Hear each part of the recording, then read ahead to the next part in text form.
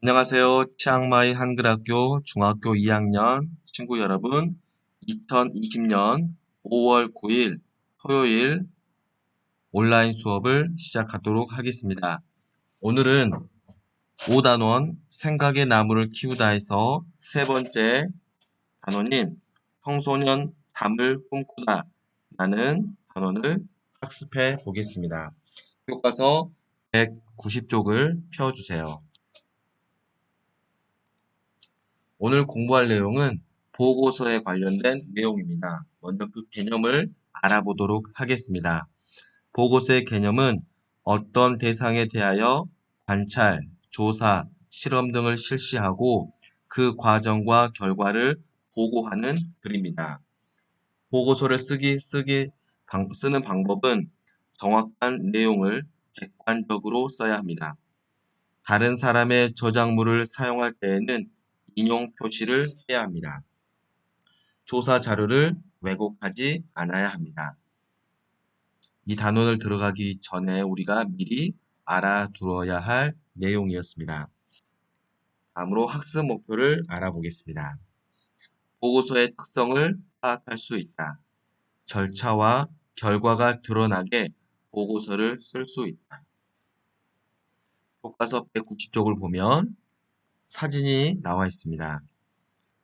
다음 사진과 같은 활동을 한 후 결과를 기록하려면 어떻게 해야 할지 말해보자. 그림에서는 학생들이 실험을 하고 있는 사진입니다. 이러한 실험을 한 후에는 이 실험 결과를 어떻게 기록해야 할까요? 오늘의 단원과 매우 밀접한 관련이 있습니다. 실험이나 관찰, 조사를 한 다음에는 그 결과를 체계적으로 정리하여 보고서를 써야 합니다. 이때 조사, 관찰, 실험을 한 대상을 밝히고 그 과정과 결과를 함께 제시하여 읽는 사람의 이해를 도와주면 됩니다. 실험을 한다면 실험에서 끝나는 게 아니고 그 실험의 결과를 체계적으로 정리하여 보고서를 쓰는 게 옳은 행동인 것 같습니다. 이 단원에서 알고 싶은 세 가지가 있습니다. 보고서에는 어떤 내용이 들어가야 할까? 보고서를 쓸 때에는 어떤 자료를 활용해야 할까? 일반적인 설명문과 보고서의 차이는 무엇일까? 이 내용은 190쪽 아랫부분에 적어 주십시오. 다음으로 제재 연구입니다. 갈래는 조사 보고서, 성격은 객관적, 사실적, 논리적, 제재는 학생들의 수면, 학생들의 잠을 이야기합니다. 제재는 학생들의 수면 실태와 청소년기 수면의 중요성, 특징, 조사의 절차와 결과를 체계적으로 정리하여 제시하고 있음. 사진이나 도표 등 다양한 자료를 효과적으로 사용하고 있음. 이 내용은 191쪽 상단 빈 공간에 깔끔하게 적어주시기 바랍니다. 다음으로 내용 구조도를 보도록 하겠습니다. 본문의 내용을 보면서 함께 정리해 주시면 좋겠습니다. 첫 번째, 주제 선정입니다. 보고서를 쓰기 위해서 주제를 선정하는 과정을 이 본문에서는 재밌는 만화로 설명해 주고 있습니다. 바로 191쪽에 해당하는 부분이 주제 선정 부분이고 그 내용으로는 학생들의 수면 실체를 조사하고 문제점을 확인하고자 합니다. 이렇게 주제를 선정하고 그 다음으로 192쪽으로 가면 조사 계획 수립이 있습니다. 조사 계획서를 작성을 합니다. 그 조사 계획서에는 조사 동기 및 목적, 조사 기간, 조사 대상, 조사 방법, 모둠먼 역할 분담 등을 기록하면 되겠습니다. 이 계획서가 작성되면 그 다음으로 조사를 시작합니다. 바로 교과서 193쪽의 내용입니다. 조사로는 자료를 조사하기도 하고 설문조사를 하기도 합니다. 설문조사를 하기 위해서는 193쪽에 이어서 194쪽에 설문지를 또한 작성을 해야 합니다. 준비를 하고 이 설문지를 이용해서 조사를 실시합니다. 이렇게 조사가 끝나면 그 조사한 결과를 정리합니다. 바로 195쪽, 197쪽까지 내용입니다. 학생들의 수면 실태의 설문 결과를 정리하였고 청소년기 수면의 중요성에 대한 전문가와의 면담 내용도 정리하였습니다. 이 조사 정리한 결과를 가지고 198쪽, 199쪽, 200쪽, 201쪽까지 해서 소감까지 보고서를 완성하였습니다. 이 절차와 결과에 따른 보고서를 이렇게 작성한 것이 바로 오늘 우리가 학습할 본문의 내용입니다. 날개 질문을 통해서 본문의 내용을 조금 더 자세히 알아보도록 하겠습니다. 첫 번째 날개 질문은 조사 계획을 세울 때 고려해야 할 사항이 무엇이 있을까요? 192쪽에 있습니다. 바로 조사 계획을 수립하는 과정에서 우리가 고려해야 할 사항입니다. 조사 대상을 구체적으로 정해야 합니다. 조사 방법이 조사하려는 내용에 적절한 것인지 점검해야 합니다. 조사 방법이 실제로 수행 가능한 것인지도 확인해 보아야 합니다. 이렇게 나와 있습니다. 이 내용을 192쪽 날개 질문 아랫부분에 적어주시면 되겠습니다. 두 번째 날개 질문입니다. 자료 조사를 할 때 인터넷 조사나 면담 외에 이용할 수 있는 방법에는 무엇이 있을까?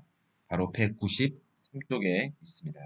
그 내용은 견학 및 관찰, 그리고 신문, 잡지, 학술, 논문 조사 등이 있습니다. 이것들을 우리는 조사할 때 이용할 수 있겠습니다. 다음 날개 질문입니다. 설문조사를 할 때 조사 인원이 너무 적으면 어떤 문제가 생기겠습니까? 193쪽에 있는 아래쪽에 있는 날개 질문입니다. 설문조사 인원이 너무 적으면 조사 결과가 객관적이지 않을 수 있고 조사 결과를 일반화시켜 적용하거나 해석하기에도 무리가 따릅니다.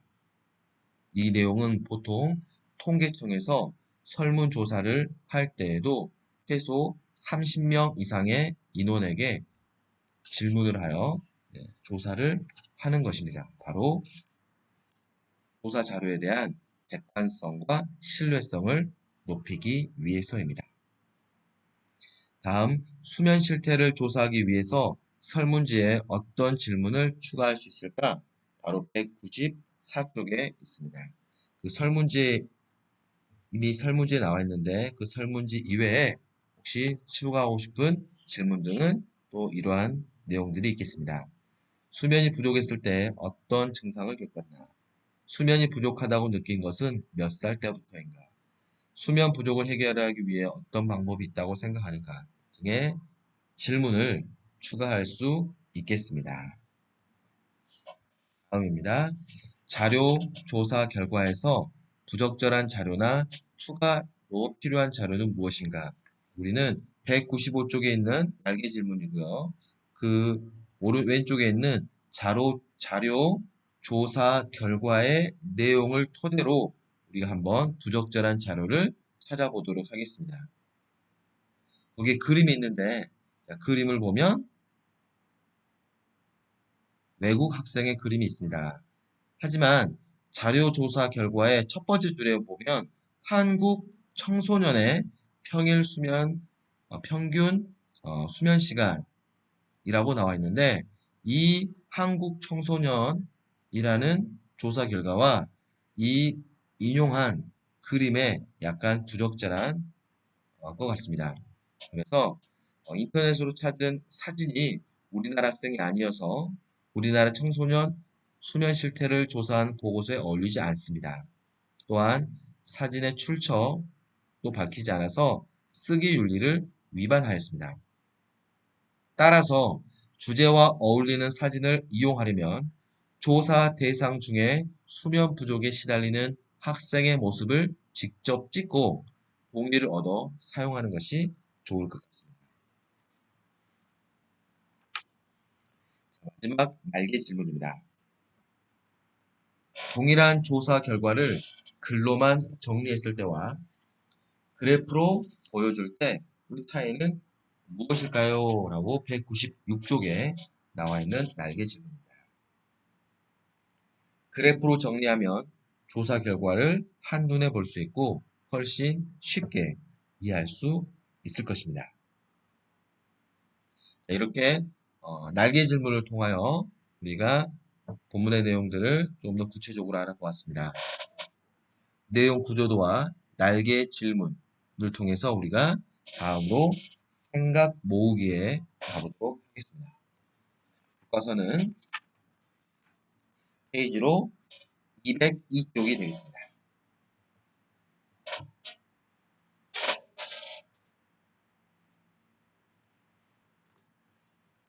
202쪽 생각 모으기입니다. 자, 1번. 청소년 잠을 꿈꾸다를 읽고 보고서를 작성하는 절차를 정리해보자 그랬습니다. 이거는 선생님이 아까 알려줬던 보고서 작성하는 절차에 대해서 다시 한번 해보도록 하겠습니다. 첫 번째, 조사 계획 세우기. 두 번째는 자료 조사하기. 세 번째는 설문 조사하기. 그 다음에 조사 결과 정리하기. 마지막으로 보고서 쓰기가 있었습니다. 아까 저희는 이 전에는 뭐가 있었나요? 주제 선정부터 우리가 했었죠. 그리고 자료 조사하기와 설문 조사하기를 한꺼번에 조사하기로 했었습니다. 이 본문에서는 이렇게 좀 더 세부적으로 자료 조사하기와 설문 조사하기를 나눠서 표현하고 있습니다. 자, 희망 모둠에서 작성한 앞에 보고서를 읽고 보고서의 내용을 요약해 보도록 하겠습니다. 자, 이 보고서는 자, 무엇에 대하여 조사하였나요? 네, 바로 청소년의 수면 실태에 대해서 조사하였습니다. 자, 조사 결과에 따르면 우리는 이러한 결과들을 요약해 볼 수가 있습니다.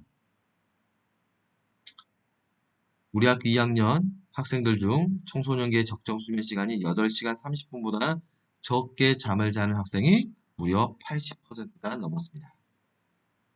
그 이유는 밤늦게까지 이어지는 컴퓨터 게임이나 학원 수업 때문이었고, 이러한 청소년의 수면 부족과 관련하여 보건선생님, 의사선생님과 면담을 한 결과 두 분 모두 청소년기에 잠을 충분히 자야 비만도 방지하고 스트레스도 해소할 수 있다고 하셨습니다. 그리하여 이 보고서에 대한 결론은 요즘 청소년들의 수면 실태를 파악하고 그들의 수면 부족의 이유가 무엇이 있는지를 깨달을 수 있었습니다. 앞으로 수면 부족을 해결하기 위해 컴퓨터 게임을 자제하고 학원에 의존하기보다는 낮에 이루어지는 학교 수업에 충실해야 참여하겠다라는 결론을 내렸습니다. 이 내용을 교과서 202쪽에 잘 정리해 주시기 바랍니다. 다음은 203쪽입니다. 자, 희망 모두의 보고서에서 조사 보고서의 특징이 잘 드러나는 부분을 찾아 정리해 보도록 하겠습니다. 조사의 절차와 결과 잘 드러나는 부분은 조사 과정이 잘 드러나는 조사 계획 부분, 설문조사 결과와 면담 결과가 별도로 정리되어 있어서 조사의 결과가 잘 드러나 있는 조사 결과 정리 및 분석 부분이 잘 드러나 있습니다. 조사 보고서의 특징, 주제와 관련한 심층적인 정보. 이 주제와 관련된 심층적인 정보가 잘 드러나 있는 부분은 실제 사진을 제시하였습니다. 또한 전문가의 구체적인 정보를 제시하였습니다. 자, 조사 보고서의 특징 세 번째, 이해를 돕는 시각 자료.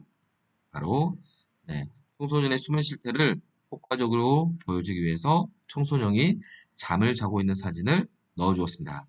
또한 그래프를 사용하여서 한눈에 알아보기 쉽게 하였습니다.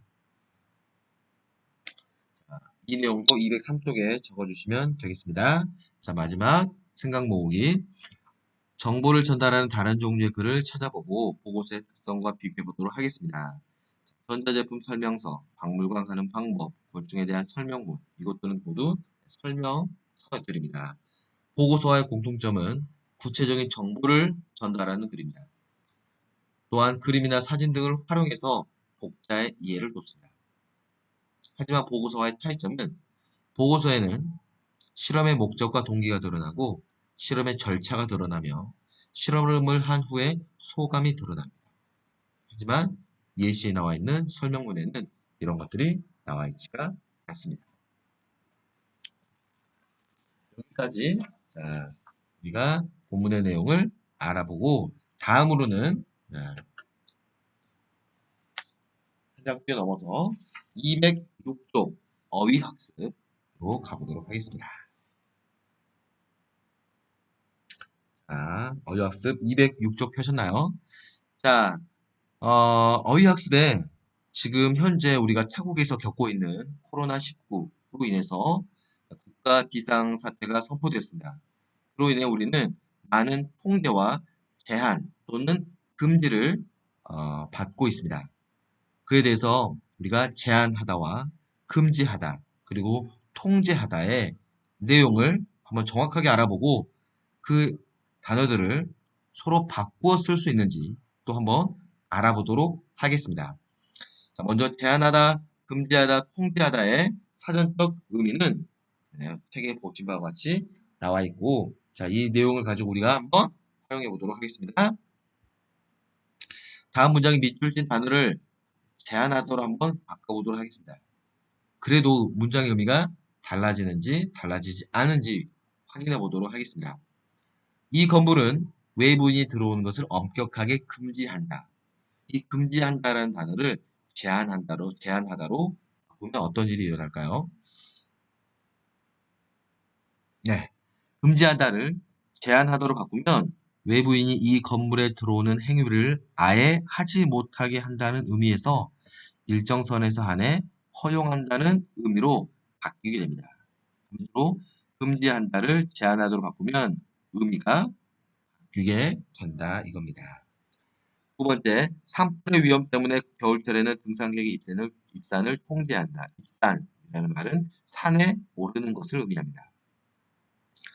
통제하다와 제한하다는 둘 다 아예 못 가게 하는 것이 아니라 어떤 상황까지만 막는다는 의미를 가지고 있기 때문에 의미가 크게 달라지지는 않습니다.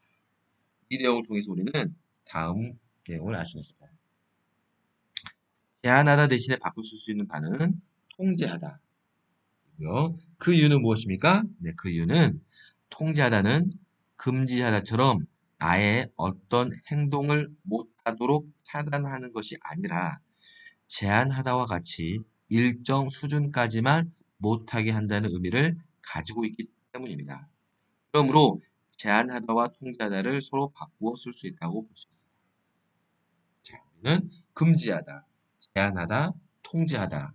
뭔가 행동을 억제하는 것인데요. 자, 그 중에서 우리는 금지하다는 아예 무언가를 하지 못하게 하는 단어이고, 통제하다와 제한하다는 일정 부분 허용하는 의미를 가지고 있습니다.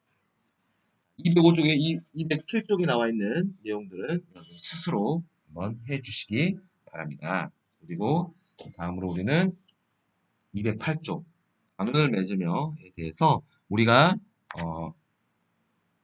5단원 생각의 나무를 키우다를 통해서 배웠던 세 가지가 있었죠.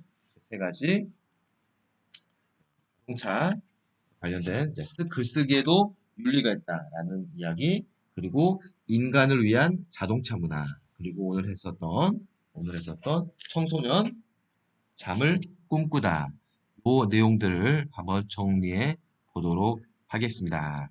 자, 208쪽에 보면 재미있는 문제가 있습니다. 자동차를 네, 퍼즐처럼 맞춰보는 것입니다. 자, 8개의 조각 퍼즐이 있습니다. 그 조각 퍼즐에서 맞는 내용만 합치면 완성된 자동차가 만들어집니다. 첫 번째, 주장은 말하는 사람이 상대방에게 내용을 알기 쉽게 설명하기 위한 말이다. 아니죠. 주장은 설득하려고 하는 거죠. 그러면 첫 번째는 X가 되겠습니다. 두 번째, 주장을 뒷받침하는 내용을 근거라고 한다. 어떻습니까? 네, 맞는 말입니다. 두 번째, 문짝이네요. 네, 저는 맞는 말입니다. 세 번째, 개인적 쓰기 윤리는 함부로 표절하지 않고 출처를 명확하게 밝히는 것이다. 맞는 말인가요? 아니죠. 이것은 사회적 쓰기 윤리를 해당하는 겁니다. 그래서 X.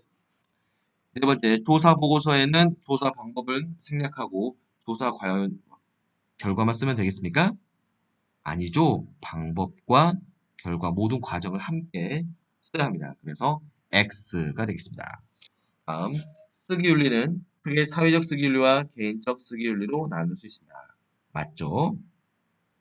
다음, 주장의 옳음을 증명하기 위해서 타당한 비유를 드는 건가요?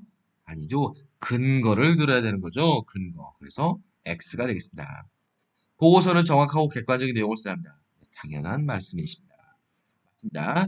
논증은 근거를 들어 주장이 타당하다는 것을 증명하는 과정이다. 맞습니다.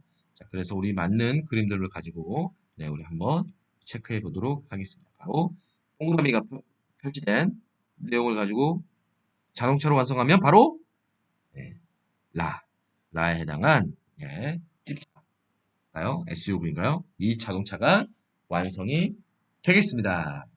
자, 이상으로 우리가 제5단원 생각의 나무를 키우다를 모두 마쳤습니다. 다음 시간에는 6단원 우리말이 있는 풍경을 학습하도록 하겠습니다. 여러분 잘 아시다시피 교과서에 기록한 내용을 사진으로 찍어가지고 선생님의 카톡이나 메일로 보내주셔야 여러분의 출석이 인정됩니다. 꼭 잊어버리지 않고 선생님에게 공부했던 내용을 사진으로 찍어서 보내주시기 바랍니다. 6단원을 우리 2주 동안 공부를 하고 마지막 5월 마지막 주 아마 30일이 될 것 같습니다. 5월 30일에는 아마 시험이 예정되어 있습니다. 네, 시험이 예정되어 있기 때문에 우리가 잘 여러분이 교과서 정리의 동물을 잊어버리지 않고 잘 간직하면 좋겠습니다. 감사합니다. 수고하셨습니다.